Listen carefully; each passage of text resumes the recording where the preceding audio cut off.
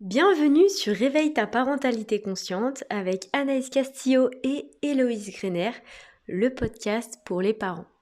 Je remarque énormément que ce qui bloque notre avancée, ce sont nos croyances. Nos croyances limitantes qui viennent impacter négativement nos actions, notre quotidien, notre point de vue, notre vision des choses. Et beaucoup de personnes disent que on est nombreux à passer à côté de notre vie pour des croyances limitantes. Une croyance limitante, c'est une croyance qui va venir profondément influencer négativement nos pensées, nos émotions, nos comportements. Et très souvent, c'est en lien avec notre éducation, nos expériences ou notre environnement culturel et social. Donc, ce qui est important à ce moment-là, c'est de vous dire « Ok, j'ai des croyances limitantes, ça vient de ce qu'on m'a transmis, mais aujourd'hui, maintenant, tout de suite, je peux décider de reprendre cette responsabilité et de changer ma manière de voir les choses. » Donc, déjà, un travail qui est important à faire et que nous, on fait en coaching, c'est d'aller les trouver.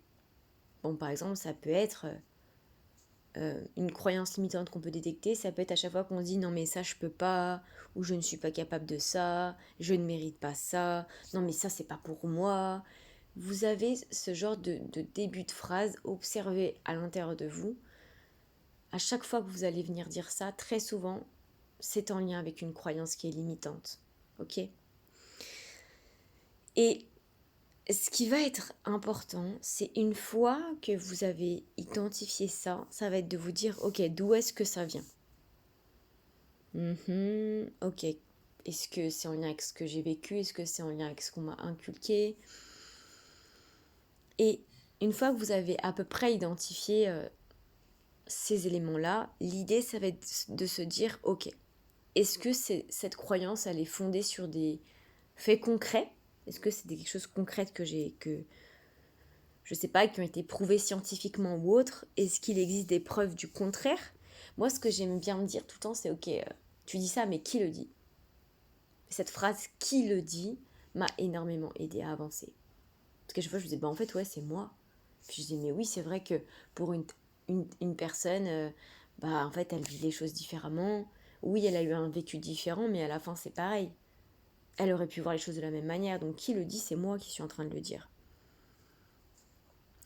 Et une fois que l'on est authentique avec nous-mêmes, qu'on est honnête avec nous-mêmes et qu'on se dit, ah ouais, là, ok, c'est moi qui suis en train de me monter la tête. Et des fois, quand on va sur cette croyance limitante, c'est parce que c'est quelque chose qui vient profondément nous apaiser. Le fait de se dire, ouais, non, mais de toute façon, ça, je suis pas capable, c'est une opportunité de ne pas s'ouvrir la porte et donc, du coup, de ne pas évoluer. D'accord ? Ce que j'aime bien me dire aussi, c'est, ok, cette croyance, qu'est-ce qu'elle me coûte ? Peut-être qu'elle me coûte le fait de ne pas aller au bout de mes ambitions, peut-être qu'elle me coûte le fait de ne pas me sentir plus apaisée, plus légère, etc., etc. Donc, essayez d'aller voir ce que ça vous coûte. Donc, pour cet audio, vous l'aurez compris, hein, c'est bien de prendre des notes parce que vous allez pouvoir vraiment le travailler de votre côté. Et ça, c'est des choses qui vont énormément vous aider. Mais je vais vous donner des exemples qui peuvent vraiment vous montrer dans le quotidien ce que ça peut faire. Par exemple, j'ai des mamans qui me disent « Non mais de toute façon, si je ne suis pas toujours disponible pour mes enfants, c'est que je ne suis pas une bonne mère. Je dois être disponible. » Donc ça, là par exemple, on est sur une croyance qui est fondée. Et derrière cette croyance, c'est par exemple qui le dit ? Qui le dit ? Peut-être que vous avez vu votre mère le faire ou au contraire ne pas le faire et vous avez été blessé par ça. Est-ce qu'il y a des personnes qui font différemment ? Oui, il y a des personnes qui font différemment. Peut-être que vous avez des exemples. Est-ce que les enfants sont heureux ? Est-ce que la maman, elle est heureuse ? Parce que vous, ce que vous avez peur, c'est à cause de vous, vos enfants se sentent pas bien, que vous ratiez des moments de vie avec eux, etc., etc. Et là, l'idée, c'est de venir bouger ça. Pour chacune d'entre vous, la phrase qui va venir remplacer, ça ne sera pas du tout la même. Ok ?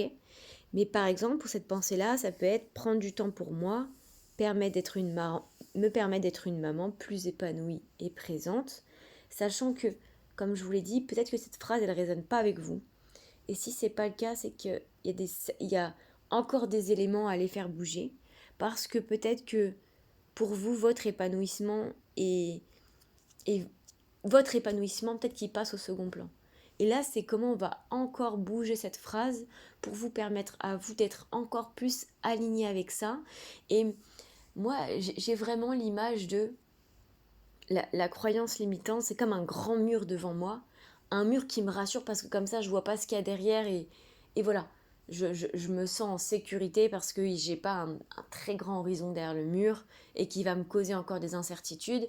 Donc du coup, ce que j'aime bien faire, c'est euh, je vais trouver une phrase qui va énormément me rassurer, qui va me permettre de trouver une petite porte à travers ce mur et avec un chemin bien dessiné qui va pas me perdre. Et moi, enfin, à force de m'écouter, je pense que vous l'aurez compris, je suis énormément dans la visualisation. Mais essayez de voir en fait ce qui vous apaiserait. Parce qu'une croyance limitante, c'est quelque chose qui vient nous rassurer, même si c'est quelque chose qui vient énormément nous bloquer. Et c'est comment visualiser une solution qui nous apaise et qui nous donne envie d'y aller. En fait, à la fin, une fois qu'on a traité cette croyance, c'est non mais attends, mais en fait je veux carrément casser le mur là. Je veux carrément casser le mur parce que je vois ces beaux paysages derrière, j'ai envie d'y aller, j'ai envie de découvrir. Et c'est plus non non mais laisse tomber, j'y vais pas, je le mérite pas ou ce genre de manière de penser.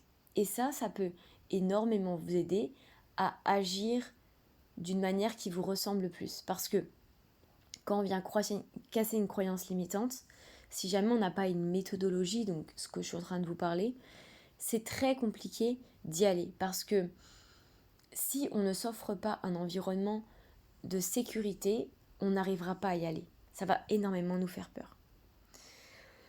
Ça peut également être, par exemple, je ne suis pas une bonne mère si je fais des erreurs. Une porte, ça peut être, les erreurs sont des opportunités d'apprentissage pour moi et mes enfants. Et si pour vous, l'apprentissage fait partie de votre vie et que vous avez envie de transmettre un apprentissage à vos enfants, alors cette phrase, elle vous conviendra. Si jamais pour vous, l'apprentissage, c'est quelque chose qui vous fait peur, parce que vous avez l'impression que quand on est parent, entre guillemets, on n'a rien à apprendre, on est censé tout savoir, par exemple, cette phrase, elle va bloquer. Et dans ce cas-là, on va venir trouver une autre phrase pour venir vous apaiser.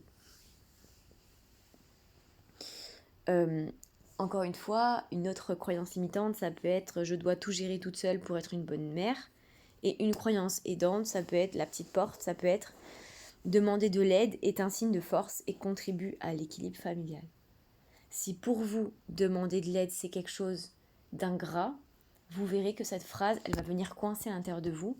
Et dans ce cas-là, on va devoir trouver, on va créer une nouvelle porte qui va vous donner envie de casser le mur. Ok ? Donc, à partir du moment où on comprend tout ça, ça nous permet à nous d'avancer sur nos croyances. Et je vous assure que je pense que notre monde actuel est régi uniquement par nos croyances. Si on ne vit pas la même vie tous, c'est parce qu'on n'a pas du tout les mêmes croyances. Je ne sais pas pourquoi il y a cet exemple qui me vient. Hier j'ai fait les courses pour cette semaine.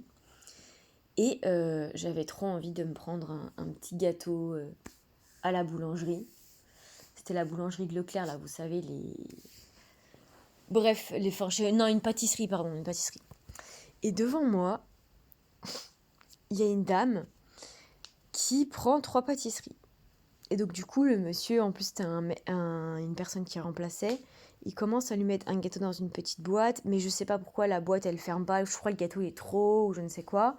Et elle dit ah non non mais là c'est trop moche, vous les mettez les 3 dans une grande boîte.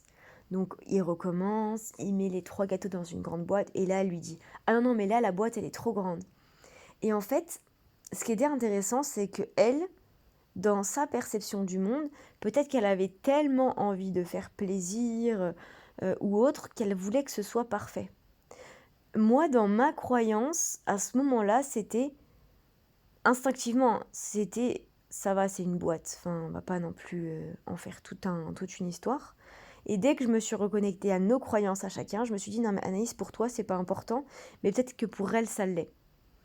Et à partir du moment où on comprend que ce sont nos croyances qui façonnent notre monde, on peut complètement changer notre manière de l'aborder. Et ça, c'est une très grande richesse et je vous invite vraiment à vous poser là-dessus aujourd'hui et à observer et à regarder vos croyances parce que ça peut énormément vous aider. Si jamais vous avez des questions, vous avez des croyances, vous n'arrivez pas à les faire bouger, n'hésitez pas à me les partager ici ou en privé et je vous aiderai à trouver la phrase qui vous correspond. J'espère que vous avez aimé ce nouvel épisode de Réveille ta parentalité consciente avec Anaïs Castillo et Héloïse Grener, notre podcast. J'espère sincèrement que vous avez pris autant de plaisir à l'écouter que nous avons eu à vous le partager. Si vous aimez que l'on se retrouve autour d'un nouveau partage autour de la parentalité consciente, vous pouvez nous rejoindre dans le cercle privé de maman et vous pourrez écouter 5 à 7 jours par semaine un audio dédié à la parentalité consciente pour vous permettre de vous rapprocher au plus près de la parentalité qui vous fait rêver. Je vous embrasse et je vous dis à très bientôt.